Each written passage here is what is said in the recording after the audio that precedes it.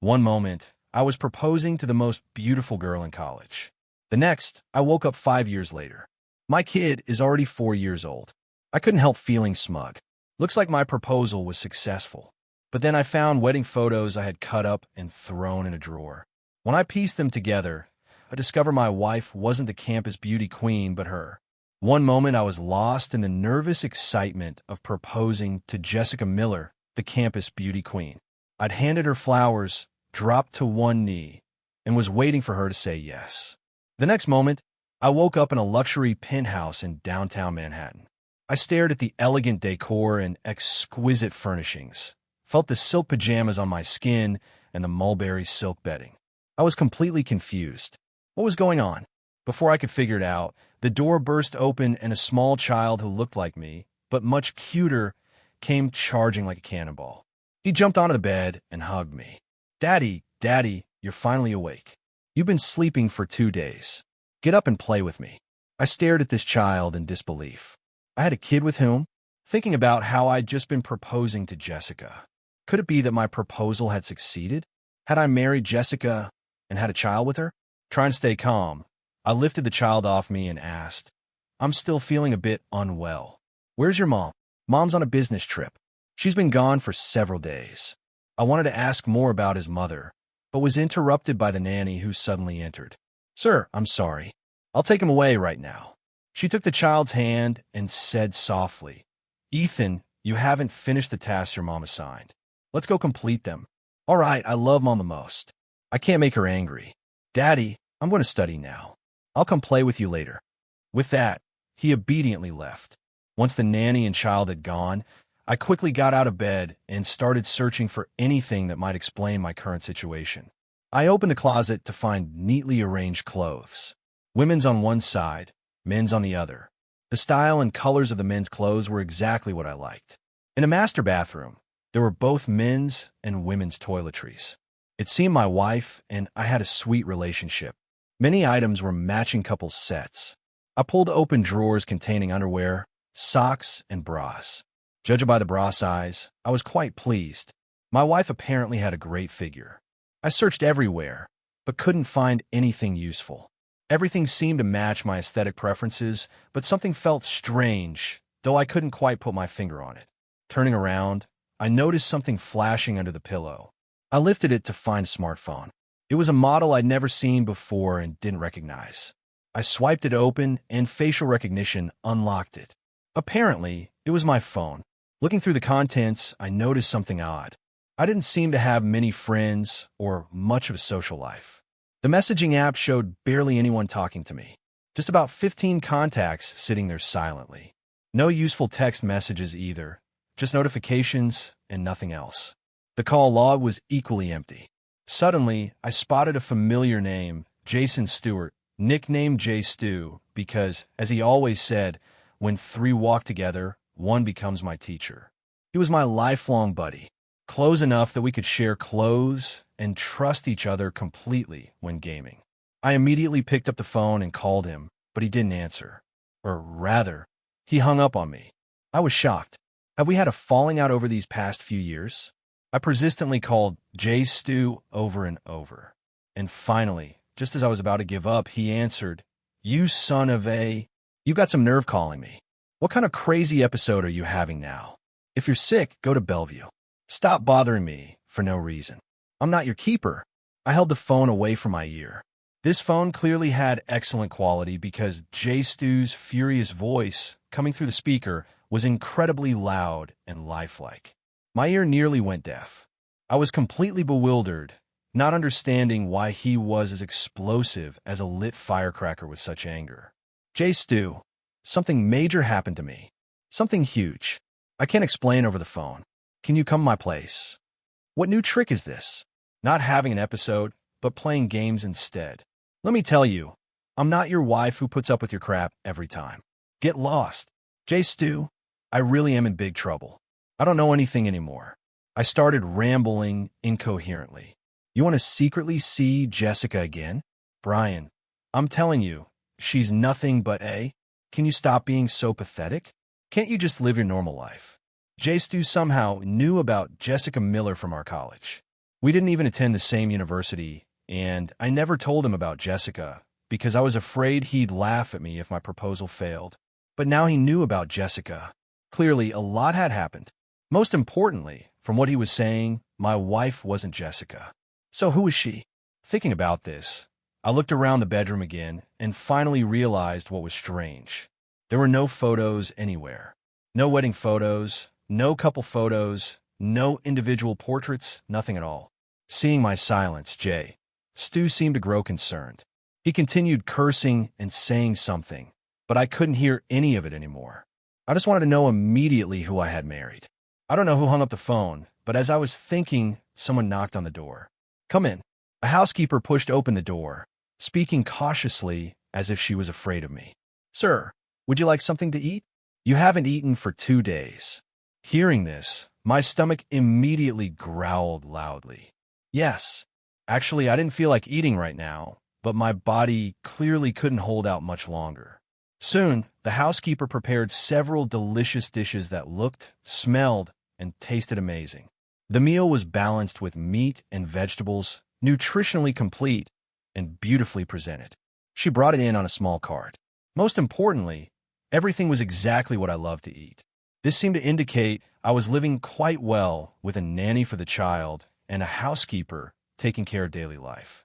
As I ate, I continued thinking about how to discreetly find out about my current situation.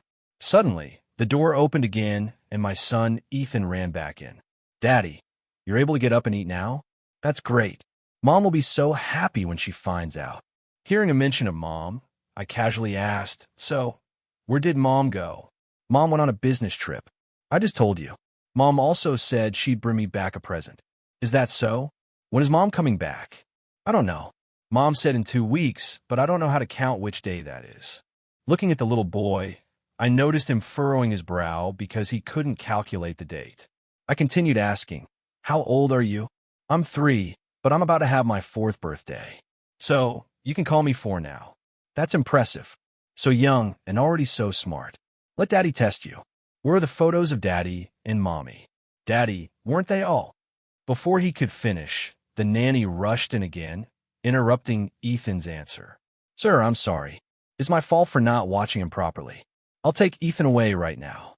The attitude of these 2 women had been strange from the beginning, both respectful and fearful toward me. I could understand the respect, probably because I paid them well. But fear, why would they be afraid? Was I normally difficult to deal with? Or had I been bad-tempered? After eating, I explored upstairs but didn't find anything useful. Hearing sound from downstairs, I went down. It was my son Ethan assembling a Lego set, but his small hands lacked strength, and many of the finer pieces wouldn't snap together. But the child was remarkably independent, preferring to press hard with his little hands until they turned red rather than ask for help. A child this independent is either born that way or shaped by their family environment. But seeing how Ethan had behaved when he came to find me earlier, he was clearly an outgoing and lively child. So the reason for the child's reluctance to ask adults for help and this independence was quite obvious. Looking at myself, I was probably the culprit. Watching Ethan, whose little face was sweating with effort, I suddenly felt heartbroken and quickly went to his side. Wow, you're amazing. Did you build all this yourself? Yes. 3 or 4-year-olds are easily pleased. A couple of compliments, and he was already beaming with joy. Can Daddy join you? I've never played with such a big Lego set before. Of course, Ethan was thrilled. He probably didn't understand why his father had suddenly changed. But who wouldn't like a change for the better? He loved this version of his dad. After building together for a while, the nanny came back upstairs. Sir, it's time for Ethan's lessons. I'll take him now. Okay. It was good timing since the child was getting tired of the Lego anyway, and doing something else would be a nice break. As the child was leaving, he suddenly turned back, hugged me, and said, Daddy, I like you the way you are now. Don't turn back into that robot daddy with no expressions. My heart sank. Was I really a man who emotionally abused his wife and child? I was supposed to be a cheerful, outgoing guy. Looks like Jew was right. I really might have been sick. Speak of the devil. Despite Jew's cursing and claims that he wouldn't look after me or trust me anymore, he was still worried about me and came over right after hanging up the phone. Looking at the man who entered wearing gold-rimmed glasses and dressed like a successful businessman, gone was his former boyishness. Was this really the same unkempt Jay Stu I knew? Had Jay Stu also become a successful entrepreneur, or had he finally decided to go home and take over the family business? I stepped forward and punched Jay Stu playfully. Well, Jay Stu, looking all respectable now. You've done well for yourself. Jay Stu stared at me with disbelief. Brian, you really have changed. Afraid he might say something cruder, I led Jay Stu upstairs under the housekeeper's astonished gaze.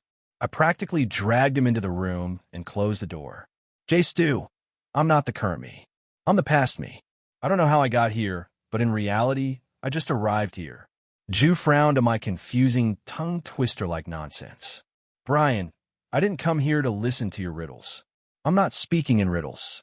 What I mean is that I time-traveled here directly from our college graduation year. I have no memory of all these intervening years. Jay Stu's frown deepened. Clearly, he didn't believe what I was saying, nor did he believe such an outlandish thing could happen. Brian, what new game are you playing now? Emma is such a good wife, and you know it. Ethan is such an adorable kid. You can see that yourself. Can't you just live a normal life? Stop this nonsense. I froze. I had Mary, my childhood crush, Emma Sullivan. Ethan was my child with Emma. Seeing my shocked expression, Jay Stu seemed to start believing me. Brian, what's really going on with you? This time it wasn't a rhetorical question or doubt, but had a hint of concern. Coming back to my senses, I smiled bitterly and told Jay Stu, one moment I was proposing to Jessica. I had just knelt down and offered the flowers. Didn't even get an answer. And the next moment, I opened my eyes and was here with a wife and a child. Now, Jay Stu finally believed me, because apparently Jessica was a trigger word for my former self. Previously, just mentioning Jessica would send me into a manic episode. Now I was calmly talking about her. Jay Stu actually cried. We were middle-aged men now, and two guys hugging was pretty awkward. I tried to push him away, but couldn't move him until he finished crying. He called me an idiot while telling me what had happened these past few years. That's when I learned that I really had been sick and really had been treated at Bellevue. He wasn't insulting me on the phone. It was all true. He told me that after my proposal, when I gave Jessica the flowers and necklace, she accepted, but she always dreamed of becoming a celebrity. So, she only accepted because I looked like a rich, naive guy she could take advantage of. She wanted to use me as a stepping stone to achieve her celebrity dreams. Later, she used the money my family had saved for our wedding to buy followers and became a minor internet celebrity. Then she used her internet fame to try transitioning into acting, but she kept failing auditions until she slept with an assistant director of a popular TV show and got a small supporting role. However, the TV show never aired because the lead actor was involved in a drug scandal. To get more opportunities, she cheated on me with the assistant director to prevent her past from being exposed if she became famous.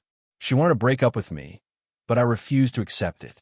Even when I caught them in bed together, I still wouldn't believe it and automatically made excuses for her, convincing myself that the balding director had taken advantage of her. After hearing all this, I understood why people couldn't stand me. With that kind of love blindness, it's a miracle I was still alive. So, how did I end up marrying Emma? Emma was also my childhood friend. Like Jay Stu, we all grew up in the same neighborhood. But Emma was always exceptional. Dance, painting, musical instruments. She excelled at everything. And she was a great student, too. As kids in the neighborhood, we all got punished because of Emma. After all, she effortlessly scored 100% every time, was sweet and adorable, and everyone loved her. Having such a prodigy standing in front of us was a childhood nightmare. But undeniably, as we entered puberty and confused feelings emerged, Emma became the goddess everyone admired but couldn't reach. Even I fantasized about her becoming my girlfriend on countless nights. But there were so many guys better than me who liked her. Insecure as I was, I buried those feelings deep down and even casually acted like a big brother figure, helping her fend off those with bad intentions. I still remember the grateful looks she occasionally gave me. In my insecurity, I never interpreted that gratitude as affection. Even if it was affection, I treated it as gratitude. I knew clearly that I wasn't good enough for her. Then her father got transferred for work, and she moved away. I didn't know where she went and never saw her again. This time it was my turn to cry. Tears of joy and tears of regret. If I had known I could marry my goddess, why did I take such a roundabout path? Why so many detours? What year did I marry Emma? How did she end up marrying me? Stu thought for a moment, still puzzled. Who knows what kind of dumb luck you had? Supposedly, you two slept together the very first day Emma came back. Ethan was probably conceived then. I stared in disbelief. That was impossible. It wasn't that I didn't believe I had such thoughts, but that I couldn't believe Emma would allow me to do that. Stop staring. That's why I said you had dumb luck. It caused quite a stir. First, Jessica broke up with you, but you refused. Then, that same night, Jessica caught you and Emma in bed. She used that as an excuse to break up with you for good and started openly dating that balding guy. I suspected there was more to the story. Maybe Jessica set it up, but when I asked you, you wouldn't say, and I was too embarrassed to ask Emma. Thankfully, it all worked out, so I didn't worry about it anymore. Later, Emma found out she was pregnant, so you two had a shotgun wedding. Emma's dad nearly beat you to death. If Emma hadn't stopped him, you might have gone to heaven early. Listening to Ju's account, my emotions were on a roller coaster. I smiled bitterly and asked, have I been terrible these past years? Terrible doesn't begin to cover it. You've been inhuman. I mean, you have a child and you're still making a huge fuss about wanting a divorce. I was shocked. I had married my goddess, had a child who could already talk, and I still wanted a divorce. Why? You have the nerve to ask why.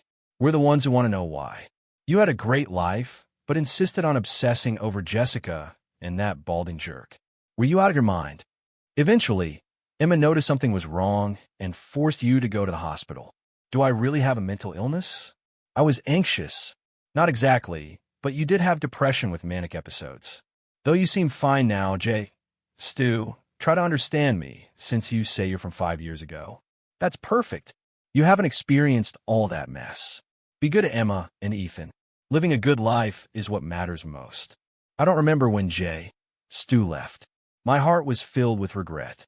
I had been such a jerk, yelling at Emma, throwing things, and emotionally abusing Ethan. He was so adorable. How could I have been so heartless? I wanted to make amends to atone. So, I began casually asking the nanny and housekeeper about Emma and Ethan. From their hobbies to daily routines, from personalities to moods, I wanted to know everything to understand everything. I took over the job of taking Ethan to and from school. The school was very close, just downstairs. It was an international school. Ethan was still in preschool. Every day, I walked down early and waited in the school's reception area, waiting for the teacher to bring the children over, going through facial recognition before taking my child. It showed what an irresponsible father I had been. Even our housekeeper was in the facial recognition system. But I wasn't. If not for the housekeeper's repeated confirmation, plus authorization from Emma, who was on a business trip, I couldn't have picked up my child. I felt nothing but more guilt watching my child skip and jump as the teacher led him over. My heart was full of joy. Ethan was thrilled to see that it was me, not the housekeeper, picking him up today. Yay, Daddy. I saw you from far away. Thank you for picking me up, Daddy. I stroked his soft hair and held his little hand. Of course, as long as Ethan likes it, Daddy will pick you up every day. Then I'll definitely tell Mom lots of good things about you, so Mom won't avoid you anymore. I wanted to cry. I'd made the marriage so terrible that even the child knew Mom was avoiding me. I was even more afraid to face Emma. Would she still be angry? Would she be angry enough to want a divorce? Back home, Ethan eagerly went to his room. His room had a camera that could connect to his mom anytime. Soon, Ethan came running out. Daddy, I told Mom good things about you. Mom smiled. When Mom smiles, she's so beautiful, just like the fairy in the teacher's story. I rubbed his cheeks and smiled too. Yes, Daddy knows. Mom has always been as beautiful as a fairy. Daddy, you look good when you smile too. Ethan grinned widely. Daddy, look. Don't I look good when I smile too? We're a good-looking family. Yes, Ethan is very handsome, just like Mom is beautiful. With my praise, Ethan started acting a bit shy. Daddy, since I'm so handsome, can you take a bath with me tonight and sleep with me? Of course. That evening, I kept my word. After dinner, I played with the child for a while, then took Ethan to the bathroom in his room for a bath. Daddy, are you coming in? Looking at that small bathtub, I shook my head. Daddy's too big. Your bathtub is too small for Daddy. Let's start your bath. Watching him play with his water gun, little turtle, and bubbles in a bathtub, I asked Ethan, when Mom was home, did Mom help you take baths? Yes, when I was little, but now that I'm bigger, I can't be naked in front of Mom. Mom is a girl, and I'm a boy. We're different. Ethan looked up at me in confusion, as if even a child like him knew the answer to such a simple question. How can an adult like me not know? To illustrate the difference, he even stood up in the bathtub. Daddy, look, I have an elephant. Mom says she doesn't have one. Do you have one, Daddy? I laughed awkwardly and pushed Ethan back down into the water, telling him to sit properly. Yes, Daddy understands now. Ethan is so smart. You know so much. Praised, Ethan started singing while sitting in the tub, occasionally grabbing bubbles to blow. Watching the bubbles float away and land on a small towel, he suddenly seemed to remember something. Excitedly, he said, Daddy, look. This is a little towel Mom brought back for me last time she went on a business trip. It really has a little cat paw on it. See how cute? I wonder what present Mom will bring me when she comes back tomorrow. At that point, I couldn't hear anything else. Just that Emma was coming back tomorrow. Early in the morning, the housekeeper was already busy preparing lunch because Emma was coming home. She was making an even more elaborate meal than usual. See how cold I must have been to Emma before. Everyone in the house knew which day she was coming back, except for my former self who didn't care. To make up for it, I decided to cook. Remembering that I'd learned Emma loved chicken soup with barley and mushrooms, I specifically asked the housekeeper how to make it. I took out a small pot and started preparing the ingredients one by one. First, I simmered chicken to make a clear broth. Then, I strained it to keep only the clear soup base. Next, I added pre-oaked barley, dried cranberries, and other ingredients to simmer slowly.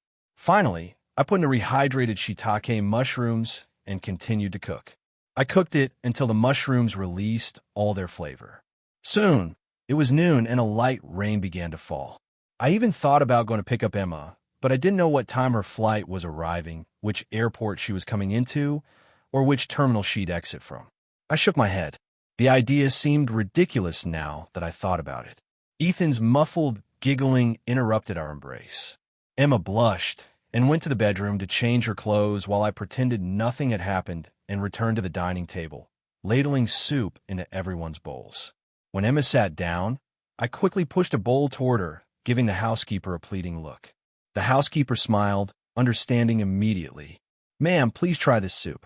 The sir made it especially for you. He spent the entire morning on it. I was like a puppy seeking approval from its owner, head lifted, but not daring to look directly at her. My expression was proud, yet hesitant, as if seeking praise but afraid to ask. If I had a tail, it would probably be wagging furiously right now. Emma smiled, lifting the bowl and taking a small sip, whether from the heat or emotion. The corners of her eyes glistened. Ethan took a sip, too, and loudly proclaimed, Daddy's soup is delicious. It's the best soup I've ever had. Truly my son. I nodded approvingly and stroked his hair.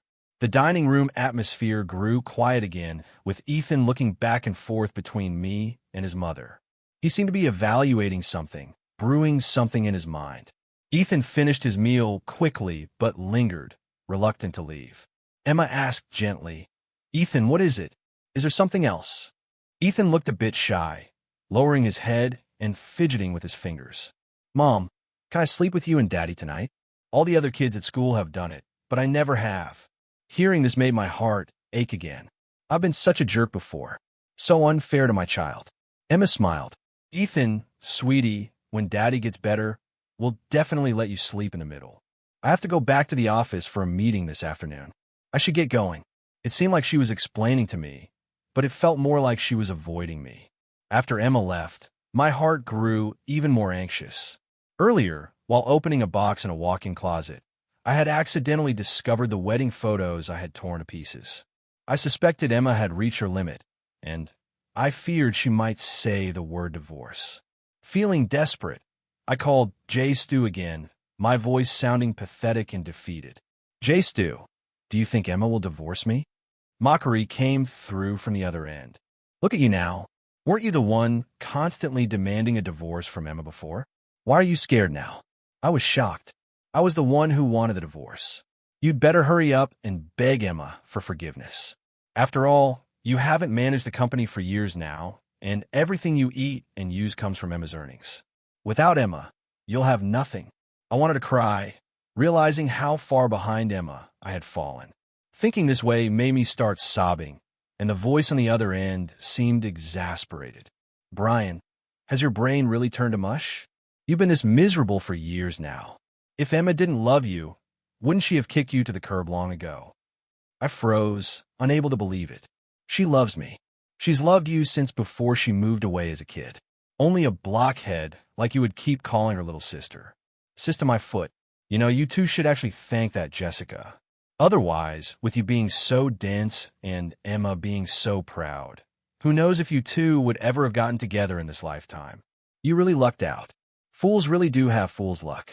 By the way, Jessica and that balding jerk are getting married this Saturday afternoon at the Grand Plaza.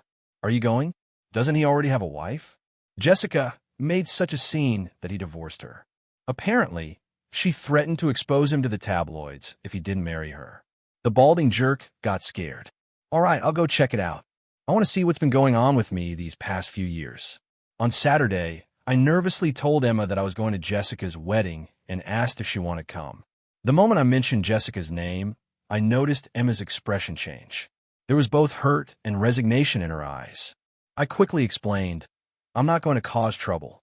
I just want to see what kind of mental fog I've been in these past few years, how I could have been so confused. Emma lowered her head and said softly, Okay. I wasn't sure she believed me. Will you come? I asked, clinging to a thread of hope. I can't. I have a meeting that day, and I don't know how long it will run. Oh, all right. Take care of yourself. Lately, with my deliberate efforts to improve things, my relationship with Emma has been gradually getting better. At least we weren't sitting in silence anymore. But today seemed to have set us back to square one. I silently regretted my decision. Damn, I should have just skipped the wedding. Would it seem suspicious if I changed my mind now? Since my driving skills were pretty rusty, I didn't dare drive. Instead, I took an Uber straight to the Grand Plaza. As soon as I entered the hall, I saw enormous wedding photos displayed prominently at the entrance. A fat, balding man and an artificially enhanced woman with a trashy vibe. I want to slap myself. I must have been blind before. How could I have been obsessed with a woman like that? When Jessica saw me enter, she immediately went on the defensive. What are you doing here? We broke up. Today is my special day. You're not planning to crash my wedding, are you? I snorted with derision.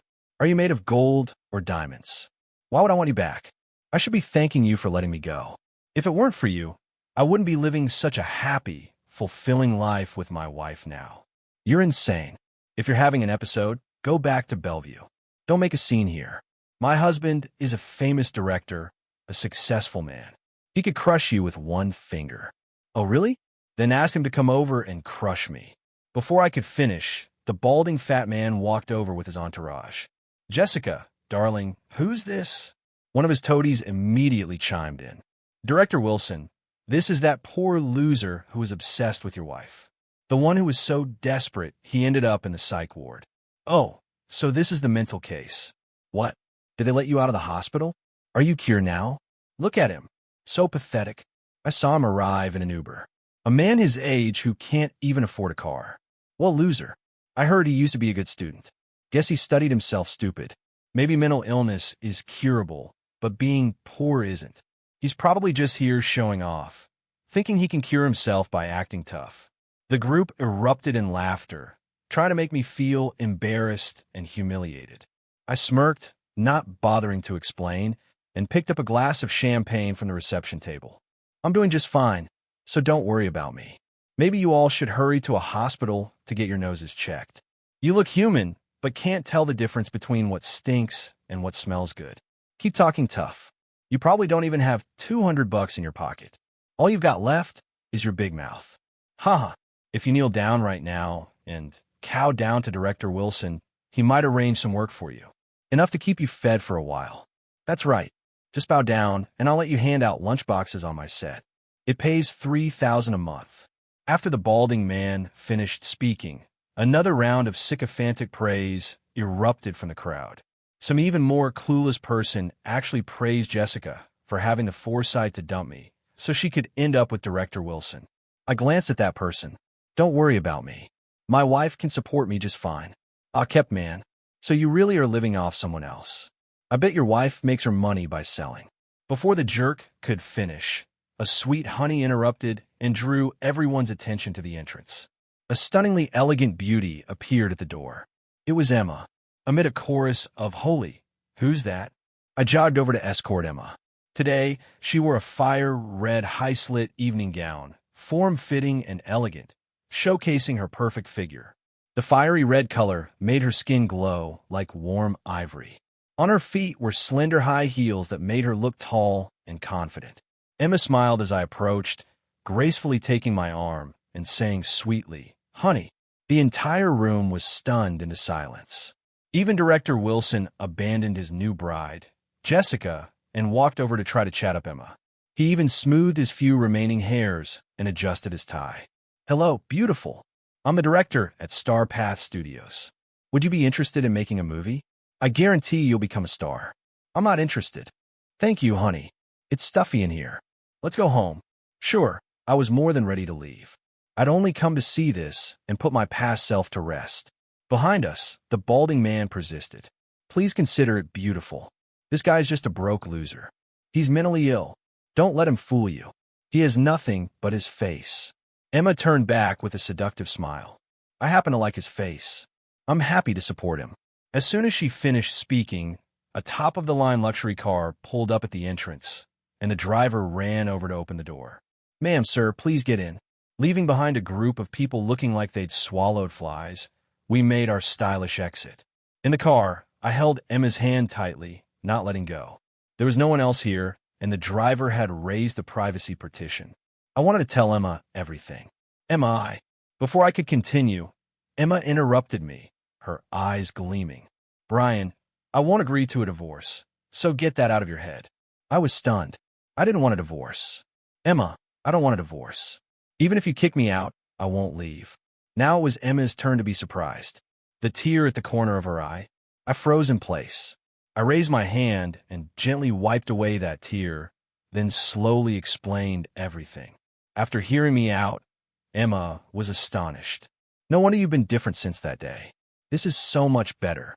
I gently embraced Emma and, on behalf of both my current and former self, I solemnly said to her, "I'm sorry." Since clearing things up, life got better. With each passing day, Emma began gradually stepping back from work to focus more on family. But the company still needed managing, so I had to roll up my sleeves and get to work. One day, while I was helping Emma organize meeting documents, I heard a commotion from the reception area. I had an appointment with Mrs. Thompson. I'm a representative from Star Path Studios. I'm here to discuss a collaboration. "I'm sorry, Mrs. Thompson isn't available." "Make a call. Just make a call and ask." I really did have an appointment. This collaboration is extremely important. It involves the production of a major film project. If it's delayed, you'll be held responsible. Well, I walked over to see what was happening and discovered it was the balding director who had cheated with Jessica. Seeing me, the balding man started acting smug. Well, not living off your wife anymore. Working here now? I know your boss, Mrs. Thompson. If you convince your wife to work with me, I might put in a good word for you." The young receptionist was stunned by his words. When she recovered, she quickly said, "Mr. Thompson, I'll call security right away to remove this person." I knew there was a production company looking for investment recently, and I had been considering putting in some extra money to try it out. But now that I knew it was this guy's project, I decided against it. We'd probably lose everything down to our last penny. Good. I turned to leave. Hey. What kind of treatment is this for an important client? I know your boss, Mrs. Thompson. Security escorted the balding man out, complaining as they went. "You big idiot," acting all high and mighty. "You claim to know Mrs. Thompson?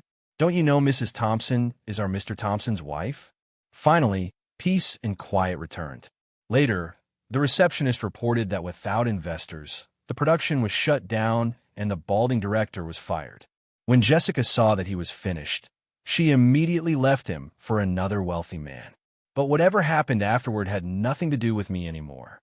I was no longer the person I used to be. When Ethan started first grade, Emma became pregnant with our second child.